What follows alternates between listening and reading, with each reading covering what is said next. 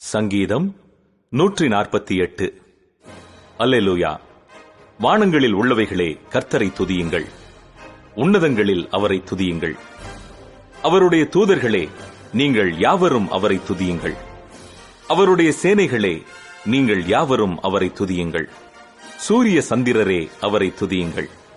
பிரகாசமுள்ள சகல நட்சத்திரங்களே, அவரை துதியுங்கள். வானாதி வானங்களே, அவரை துதியுங்கள். ஆகாய மண்டலத்தின் மேலுள்ள தண்ணீர்களே, அவரை துதியுங்கள். அவைகள் கர்த்தரின் நாமத்தை துதிக்க கடவது. அவர் கட்டளையிட அவைகள் சிருஷ்டிக்கப்பட்டது. அவர் அவைகளை என்றைக்கும் உள்ள சதா காலங்களிலும் நிலைக்கும்படி செய்தார். மாறாத பிரமாணத்தை அவைகளுக்கு நியமித்தார். பூமியில் உள்ளவைகளே, கர்த்தரை துதியுங்கள்.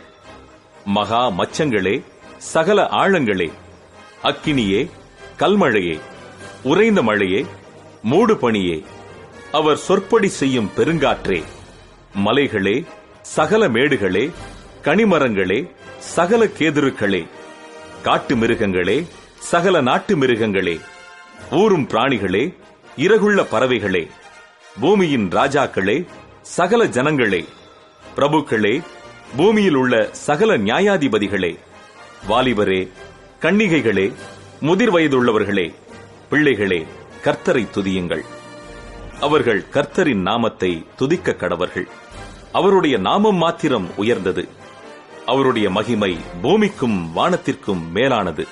அவர் தம்முடைய பரிசுத்தவான்கள் யாவருக்கும், தம்மை சேர்ந்த ஜனமாகிய இஸ்ரவேல் புத்திரருக்கும் கொண்டாட்டமாக தம்முடைய ஜனத்திற்கு ஒரு கொம்பை உயர்த்தினார். அல்லேலூயா.